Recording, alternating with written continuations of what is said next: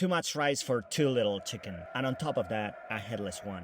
Muy buenas a todos, gente buena gente, football geeks, frikis del fútbol, football geeks, and welcome to a new episode of Inglés para Vikingos. So guys, this time there was no historic comeback, no hubo una remontada histórica, no late goals, no high drama, and no magic at the Bernabeu at all. And with that, we bring the curtain down, bajamos el telón, we bring the curtain down on this season's Champions League, the 70th edition overall, and the 33rd since the rebrand to the UEFA Champions League. Also, the first ever under this new format. But now let's shift into something more practical. This was Real Madrid's 12th loss of the season, compared to just 2 last year. That alone explains everything. That alone explains why we didn't stand a real chance, no tuvimos ni una ocasión, over 880 minutes. Folks, across both legs, entre los dos partidos, across both legs, we created maybe 3 clear chances at most. That's nowhere near enough, especially in a season where it's taking us 4 or 5 shots to score 1 goal. Which is pretty ironic, considering we signed off one of the most lethal finishers in world football. But hey, you can't win them all. Just ask any club that's never even come close to winning one.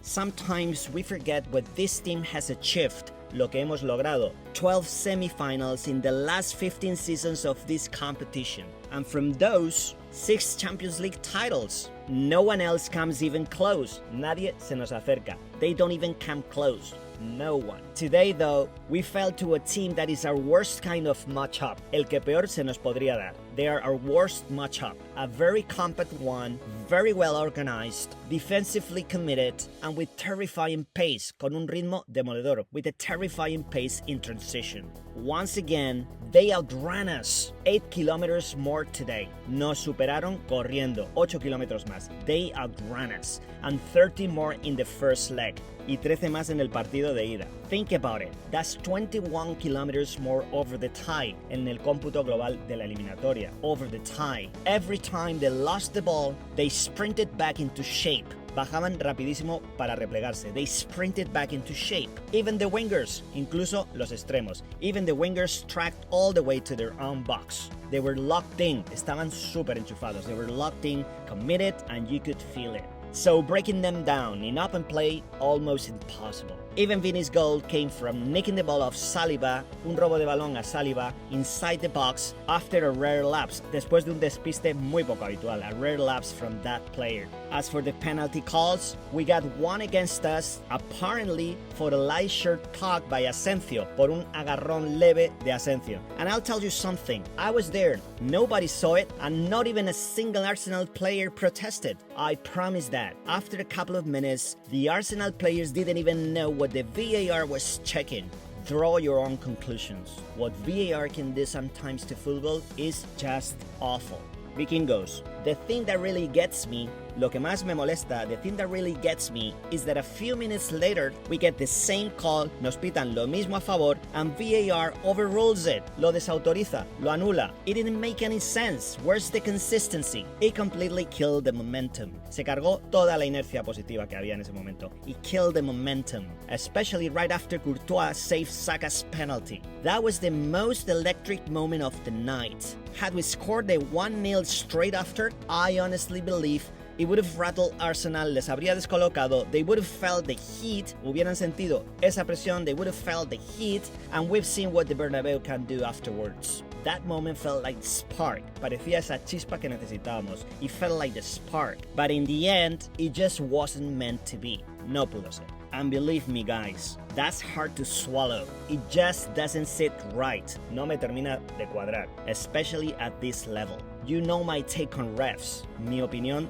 de los árbitros. Don't give us anything, but don't take it away either. Having said this, time to focus on what's still ahead. Like Ancelotti said, we're still fighting for La Liga, the Copa del Rey, and the Club World Cup. But people, let's be honest. Winning the Copa del Rey against a team that's paid the referee committee 8.4 million euros over the last 2 decades and still has influence over the system today feels like a long shot. Es algo muy improbable. It feels like a long shot. And as for La Liga, not even the slightest bit of hope either. So the way I see it is Now we've got to finish La Liga with some dignity and try not to embarrass ourselves, y tratar de no hacer el ridículo, try not to embarrass ourselves in the Copa final against the Red Buyers, who, let's not forget, have already handed us, nos han endosado ya, they have already handed us 2 humiliating thrashings, 2 goleadas humillantes.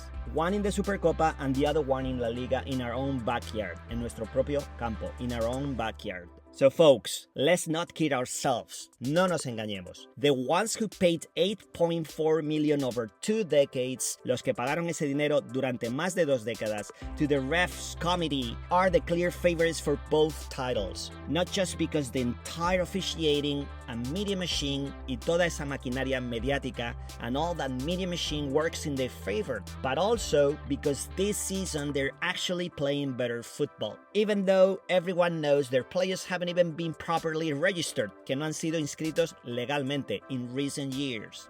Now my final point is on Ancelotti, since there is a lot of talk about him leaving, and honestly, I think it makes sense. Why would he prepare the squad for the Club World Cup or plan next season signings o planificar los fichajes de la temporada que viene if he's not going to be here? Truth is, feels like he's already laying the groundwork, que está como preparando el terreno in his press conferences for what's coming. The way he says things, you can tell he's already pointing in one direction. What I admire about him, and while always respecting as one of the greatest, isn't just the trophies he's brought us, but it's the way he always carried himself with class. Es que siempre ha llevado las cosas con mucha clase. He's always carried himself with class and shown real respect for the club. Personally, I think this is the end of a cycle, and now is the right time for a change. The sooner the better, lo antes posible, because it's happening anyway. A fresh direction now might help us salvage, nos podría salvar, might help us salvage what's left of the season, lo que queda de temporada.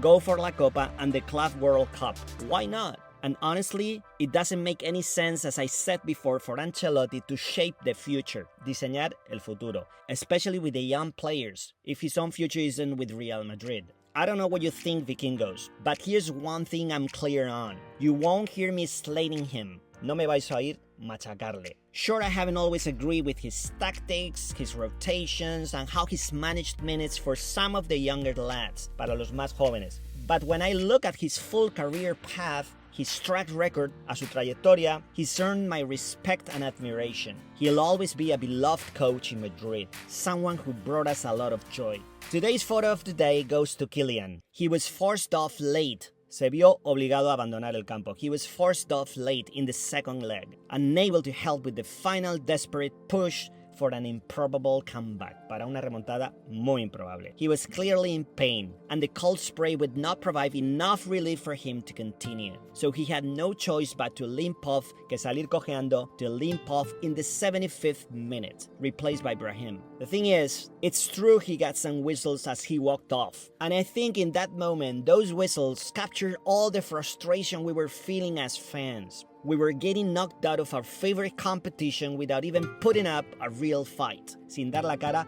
o hacer frente. Without even putting up a real fight. And Kylian hadn't had his best night either, and now he was heading off the pitch. Some people say Mbappé has messed up the dressing room. Que se ha cargado el vestuario. He's messed up the dressing room. But to be fair, a lot gets said in the heat of the moment, en el fragor de la batalla, in the heat of the moment. It's his first season, guys, and from the start, we lost Carvajal and Militao long term. Kroos left with no real replacement, so 3 key players gone, especially Kroos and Carvajal. The coach also gave up on the 4-4-2, maybe to avoid benching one of the big 4, instead of sticking with the system that worked best last season, which was a 4-4-2. Let's be fair, guys. He's matched Cristiano's first season goal tally. Vikingos.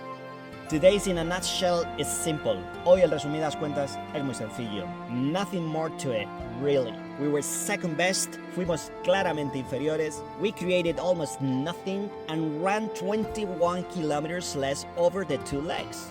We got outplayed by a team that simply wanted it more. No excuses, just not good enough. But even in defeat, pero incluso en la derrota, but even in defeat, we are Real Madrid, and this pain, y este dolor, and this pain will fuel the next comeback. Nos alimentará para la siguiente victoria.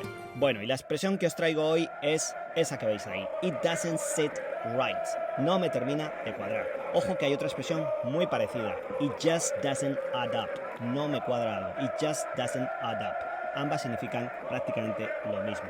La frase en el vídeo era así: That's hard to swallow. It just doesn't sit right. No me termina de cuadrar. It just doesn't sit right, especially at this level. Otro ejemplo que os traigo. The fact that the referee buyers, que los compraárbitros, the referee buyers, paid for over 2 decades and the entire media and government machine keeps covering it up, it just doesn't sit right.